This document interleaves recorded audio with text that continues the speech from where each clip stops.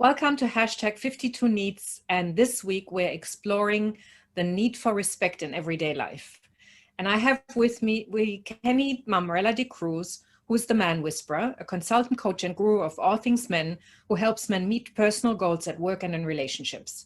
Kenny has been facilitating men's groups for over 20 years to empower men to live with purpose, passion, and power, and obviously lots of women as well, because you can't work with one and not with the other. He's an author, speaker, and mental health advocate. So welcome, Kenny. Thank you for joining me in this discussion about what is respect. So I've got a question for you. Respect is defined as a positive feeling shown towards someone. So it's a positive feeling shown towards someone. That's a dictionary definition. So my question is, does that mean you have to like someone to respect them? I think it's a lot harsher than that, actually. I respect people more, especially my nearest and dearest, when they challenge me, when they say, are you sure? Are you doing that out of love, or are you doing that out of fear?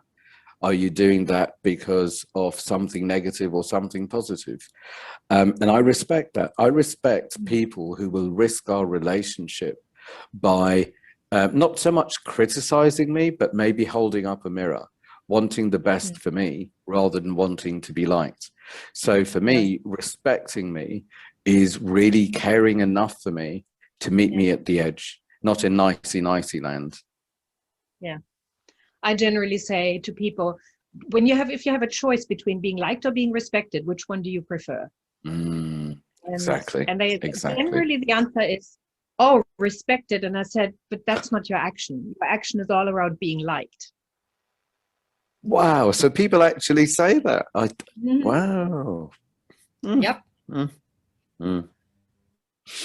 So I think it's really easy to love someone. It's much harder to respect someone because, as you said, but it's so much more rewarding. Don't you think? I'll tell you what crossed my mind. I'm all for love. Please don't get me wrong. I love being loved and I love loving people. But if it comes without respect, I'd rather not.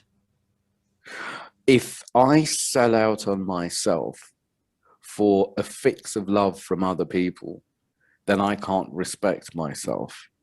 If I don't respect myself, then I don't really respect other people who like or respect me. And if they do, then I might respect them less, thinking, you fell for that?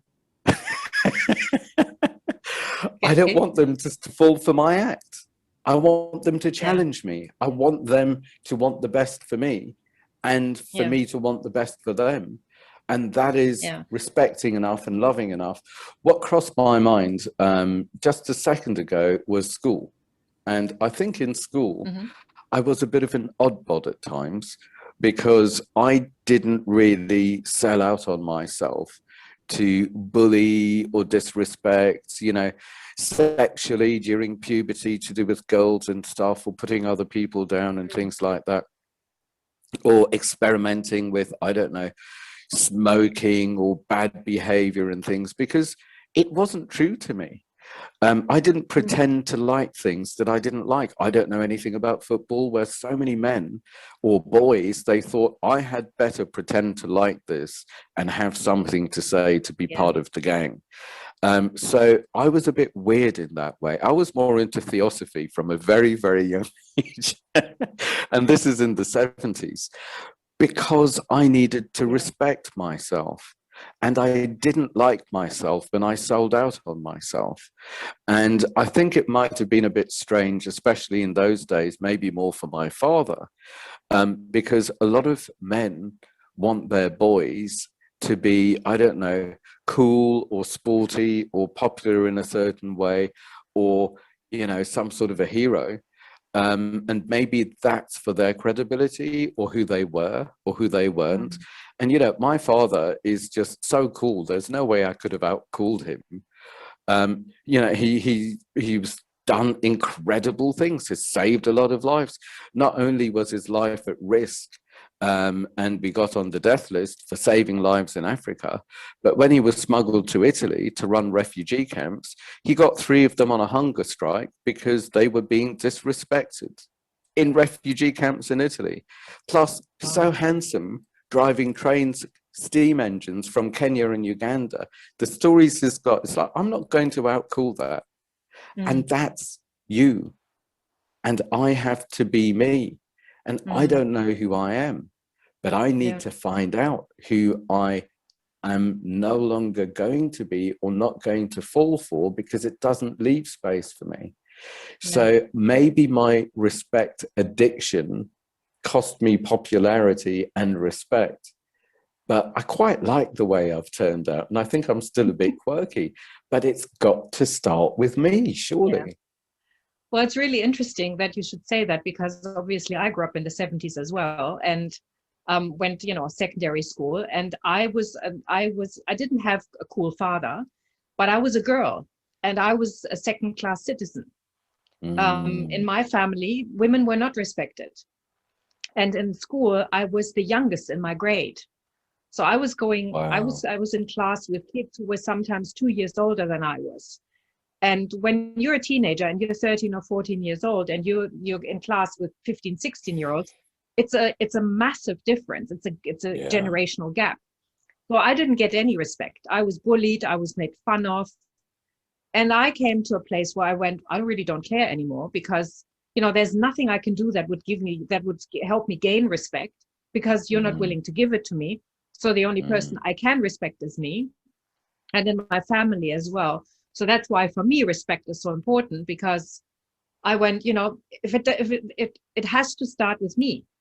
But I also, this is why it's also for me so important to extend respect to other people, because, Do you know, I wonder how you turned it around. That sounds tragic in so many ways. It's like the youngest, the disrespect because of your gender, and school days, school problems. For me, it felt like it lasted forever.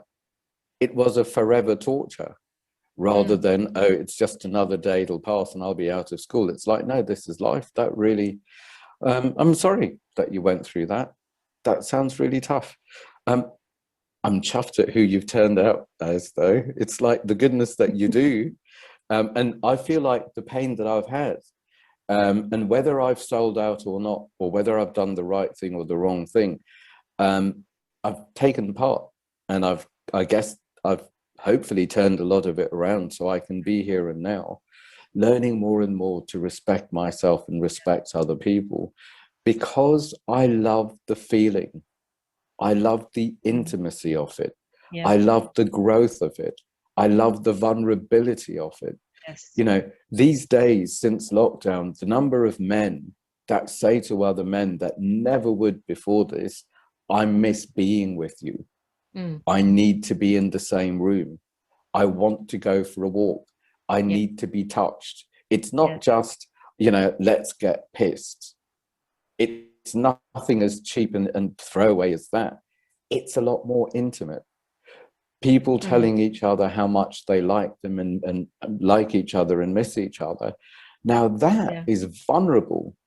That's respecting my feelings and our relationship and giving energy to what I want to grow. Now that's powerful. It's also been the greatest opportunity to cull people who I just thought, we're going on different paths and the old habits no longer exist. And I respect myself and you more than dragging this on to let you go. And here's the perfect catalyst. And that can take a lot of courage. And I wonder how many people collude to maintain popularity, to maintain a certain sense of comfort, rather than crossing the line and telling the truth. And, a couple of dangerous things I've said to close friends is, I'm scared of you now because of how vulnerable I am with you and how open I am with you. And to say something maybe as childish or vulnerable as that, game changer. We get to meet in a different place, and there's a different level of respect, of care, of truth, of growth. It's wonderful. Yeah. Well, you're absolutely right. I mean, vulnerability is absolute key, because we can hide behind facades and just say, this is just who I am, but it's not really me, but respect what I show you. But when I say, this is me, warts and all, and this is how I show up in the world, warts and all. Yeah. And it's not about, do you still like me? Do you respect me? Yeah. That is that, as you said, that is a game changer. Yeah. There's a blog I wrote, a cheap line, a life-changing line that I wrote actually, from am I to I am. Mm-hmm. And my am I used to be, am I liked? Am I safe? Am I going to be humiliated? Am I going to be abandoned? Am I putting on the right show? Am I who you want me to be? Yes. Am I the right act so you will respect me? And I am safe. And it's all giving the power out. Yes. And it's all about second guessing. And it's quite impossible, because there are aspects of my extended family where there was so much panic and pain that there was a lot of secrets and lies. And as soon as a lie was told, that compulsive lie would be truth and need to be defended. And it's very common in relationships where I'm too scared to be intimate with you. And this has got nothing to do with sexuality. This is about truth. This is about, an intimate relationship. I'm too scared to do it. But if we have a common enemy, then we bond. And I noticed that happen in my family is, if I gossip about that one, then surely we're closer. So things like that. So the am I, well, impossible, because I didn't even know the secrets and lies that were going on about me. Can't be fixed, can't be controlled. A pointless frenzy of toxic energy. So then I realized that somehow I need to break the spell on that addiction. And the simplest way, the only way that I found to do that, is as soon as I found myself in my head with am I, then without even thinking to the end of the sentence, acknowledging that I've never really fixed anything in my head, I take a deep breath in, and as I breathed in, I get out of my head, into my body, and out of panic. So I'd breathe in and I'd think, thank you for reminding me who I used to be. So that went in the past. And as I breathed out, I'd take part with what's in front of me, and I could come from I am. And in a breath, I'm no longer a fearful little boy. In a breath, the man in me is present, or the adult in me is present and connected with that scared child. And I can respond rather than react. I can listen rather than second guess. I can collaborate rather than compete. And my I am, from my being, from my self-respect and my truth, I can extend to the world, to everyone. And it includes me, and therefore it includes you. And we're all going to have a much calmer, more peaceful, happier time of it, surely. So for me, that was a life changer. And I was addicted to the survival, and there was no space for much more. But the turnaround, what a relief. I remember a time, I mean, I finished reading this self-development section of my town's library at the age of 15, because wow. Because I grew up in a very dysfunctional family. They did the best they could, but it was, again, there was a lot of gossip, there was a lot of second guessing, mind reading, and just a lot of, this is the way the world is, and I do not have to respect you for the way you view the world, because my view is the right one. But I still, I mean, I didn't shake the, am I lived in that for quite a while, and I did a lot of work on myself. But I remember there was one time we did this exercise where it was about stepping into an observer position and looking at yourself from the outside. And we differentiated that from, we learned to step into somebody else's shoes. And what we often do is, of course, when we step into somebody else's shoes, we take ourselves with us. So we start looking back at ourselves with our values, with our needs, with our emotions, with our way of looking at the world. And then we go, I know exactly how you feel, and I know you don't respect me, because that's what I would do if I were in your shoes, if I take myself with me. But if I look at myself from an observer position and I learn to shake all of that off, and I go in with curiosity and go, wow, look at that, these two people interacting, I can change the way I deal with that person and the way I respect them in such a different way that it opens up possibilities that I would have never had if I had just stepped into that person's shoes and gone, I know exactly how you feel.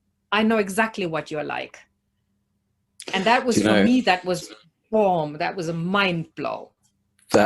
What's crossing my mind listening to you is I wonder whether we should, there's Generation X and baby boomers and all of that. Maybe we are Generation Y because we want to know why. And once, the way that you describe coming from someone else's perspective, I totally agree with you. When I come from, everyone is right from their perspectives. Yeah. And when I can come from someone else's perspectives and get them, then I can build a bridge. Yeah. But if I'm going to be doing this, it's like they're wrong, I'm right, why don't they listen? Then I'm as bad as them. Probably worse, because I know there's an option and maybe they don't. Yeah. Well, my thing that I find is, and we've talked about this before, is a highly underrated tool to actually find out what somebody is on about is the ability to ask questions. Exactly. Because that is something that often doesn't happen. We go, no, I know exactly. I know what you're going to say. Yeah. And it just takes the conversation, it takes the perception, it takes the relationship in a direction that if I had just asked the question about, tell me more about that. And what does that mean? And what do you think about that? And I'm not sure I understand that. That changes, the conversation. And it's efficient where so many second guesses, and I used to be a second guesser. And I was doing it because, I thought I was super psychic and I knew. And if I can think 20 steps down the line and fix that, then it's saving all of this, but it's not. It's just creating 20 levels of chaos. And I know that when I was in school, I was far too self-conscious and shy and paranoid and self-judging and everything else to ask questions. And I'd get to the end of the year thinking throughout the whole year, at some stage, this will make sense. It'll come together. No, it didn't. Oh God, I remember that. I was so shy that I would whisper into another child's ear, please ask the teacher that question. And of course they would look at me and go, ah. So same thing. I would never have my questions answered. And I know that the teachers who I really resonated with were the teachers where I would go up to them afterwards and I would say, may I ask you a question? And they would engage in a discussion with me. They wouldn't just push me away. They would say, great question. Or, let me think about that. And I always say, what we teach people is we teach people what to think and not how to think. And when we teach people how to think, then we can have totally different relationships with each other. That's when we grow. That's when we expand. That's when we get the synergy. That's when we evolve as the human race. But as you said, fear. Absolutely. And I guess maybe in a way, the essence of what we're talking about is how do I adjust when I come from fear to coming from love? How can I be the love and share the love? How can I, rather than fear that people are going to think I'm stupid, maybe the first step is accept people are going to think I'm stupid, or they might think I'm stupid, but more than that, engage. Because there's nothing that I love more than people asking me questions. So I get to engage with them, meet them where they are, and walk together, not only so they get it, but so it actually belongs to them. It doesn't belong to me anymore. It's what's your relationship with this and what are you going to do with it? I love it. Yeah. What a journey. I generally say to people, challenge me on everything. I have opinions about everything and I've got strong opinions about some things, but I'm not set in them unless they are, then I will tell you if they're absolutely crucial to who I am, but I'm a fluid concept. So I'm always willing to challenge that. But don't come to me afterwards when we've had a discussion and say, I disagree with you, when the conversation has finished. You know, and saying, and then not being able to explain to me why you disagree with me, but just, I have a different opinion.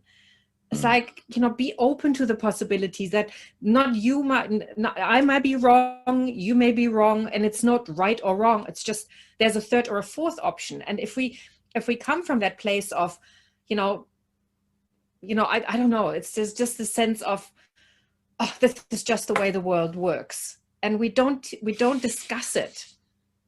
That I believe everything.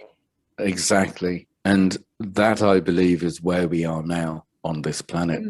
Is I believe we have a choice in how the world works. And I have absolute power with how I choose my world to work. I might not have absolute choice with everything to do with my body and what I put in it, because who knows what's in the, you know, the food, the drink, the water, the injections, the whatever. Maybe it's all good, maybe it's not, and I can be paranoid.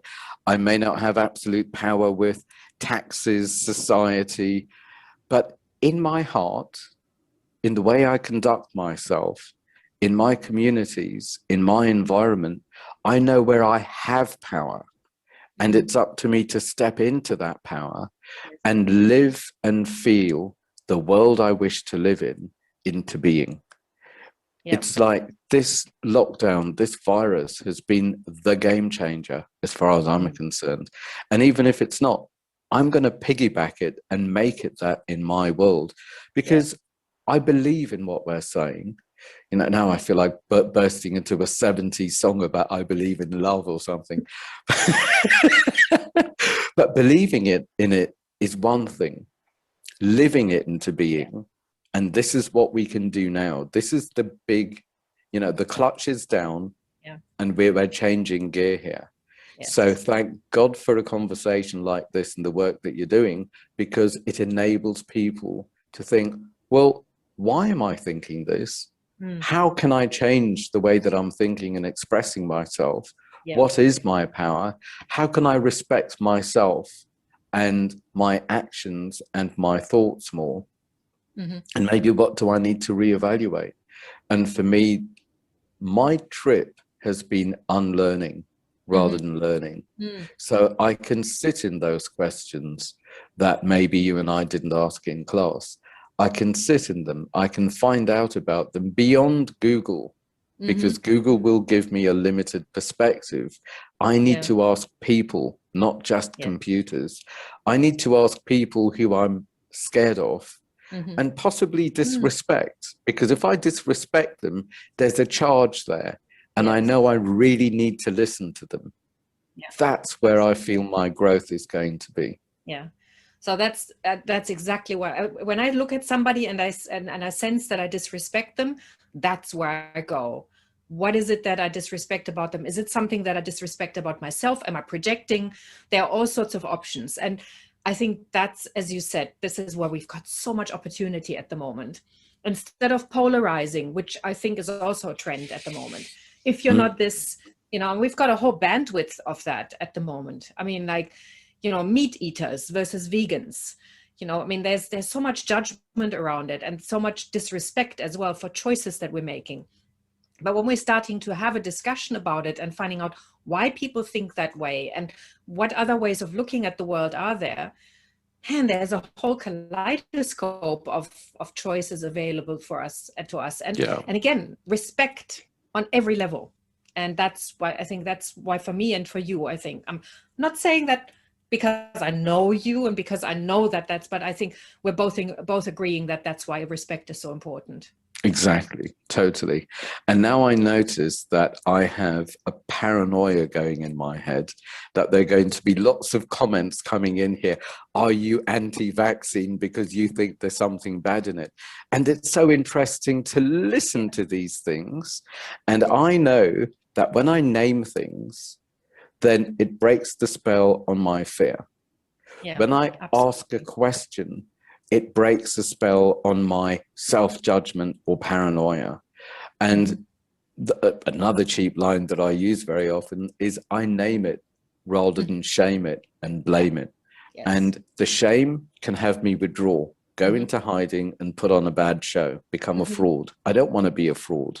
I'd rather be present and connected and vulnerable and live dangerously on the edge, because that's where I grow. Yeah. And when I used to blame things, that was, oh my God, so many stories and working out and withdrawing from life, because I'm a victim because, and therefore nothing will shift. And this is my limitation, rather than interesting stories, nice information, time to name it and remain present and connected and grow in love. Yes. I think that's a perfect place to, well, consider the conversation continuing on another level, but maybe for today, this is a good place to stop. Thank you so much for your insight and for your perspective. I definitely will have lots of things to talk about with you further, because I think there's a lot of stuff where we resonate with each other, and I'd love to continue the conversation. Thank you, everybody else, for watching and for listening. And hopefully this has given you some food for thought that you can take into your everyday life and, you know, maybe make some changes that work for you and create the life that you want, and where you have the respect and the self-respect to have what you need even more. Thank you so much.